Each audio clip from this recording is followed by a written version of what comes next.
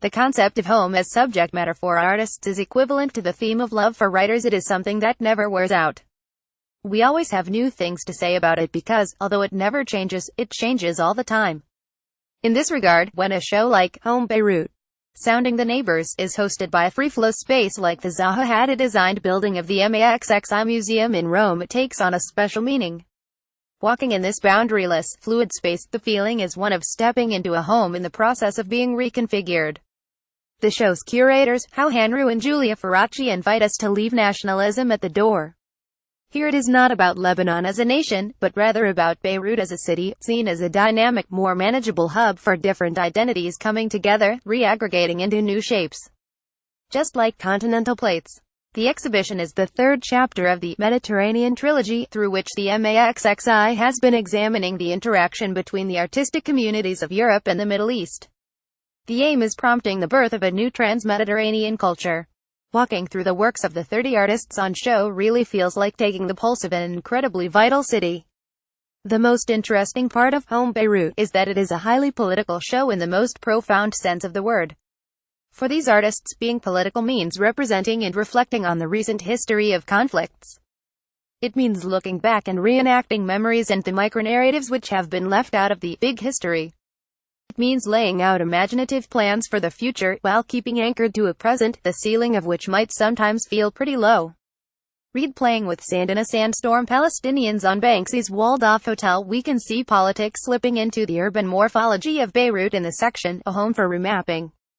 Like bad plastic surgery which modifies the features of a noble, old face, making it slightly grotesque, so too we can gauge the impact of neoliberalism on what was once a city known as the Paris of the Middle East. Whatever such a colonial reminder might mean for the population, in many of the works on show we can see the colonial past represented as pride and disgrace in equal measure. We can tell that Beirut artists are concerned deeply with issues of privatization, expropriation and a lack of public investment. The work by Walid Rod, A Proposal for a Beirut Art Museum, is its usual mix of fictionality and reality. It calls for the presence of an institution in the local art world. From photographs, the preferred medium of many artists in the show, we can observe the urban sprawl which doesn't take into account the need for the eye to rest on the beauty of architecture. And yet, in the installations of Marwan Rekmawi, whose work often deals with themes of urban development and social history, we manage to find, if not beauty, at least interestingness. In the series of works called Duchamp's Bride, pillars of reinforced concrete evoke both great artists from the past, as well as elements of pop culture. The artist also created a rubber carpet that visitors can walk on, representing the map of Beirut.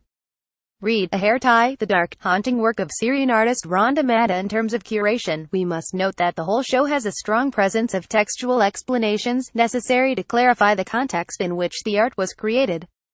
The 19,751,990 civil war, the 2006 Israeli war against Lebanon and today's crisis on the Syrian border are indeed the true canvases for many of these works.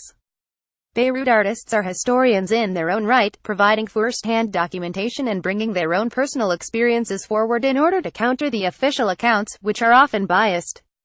However, in the section where the political meets the private, called A Home for Memory, we can leave the captions aside for a moment, in order to enter into a spontaneous dialogue with intimate works.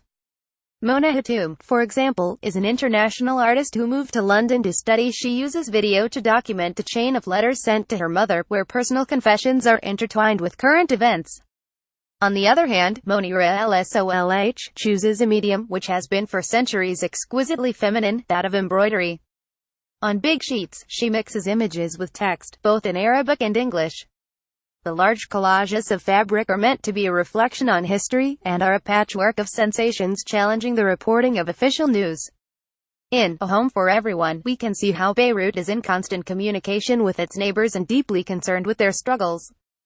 This is indeed a city shaped by refugees and constant migration.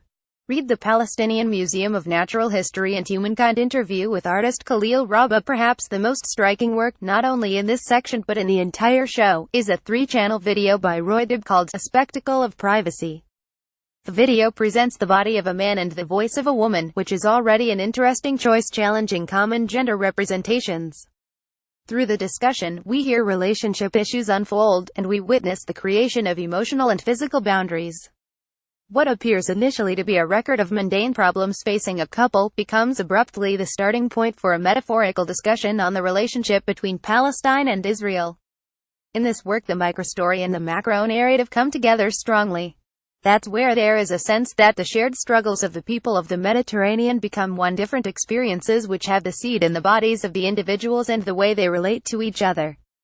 Read Modern Contemporary Middle Eastern Art Sale. The last section of the show also embraces, keeping the show true to its title, sounding Neighbours. A home of joy, sees culture and its production become a source of sincere happiness for the Beirut locals, and art positions itself as an act of resistance in life. Whether through installations, video, or photography, Home Beirut.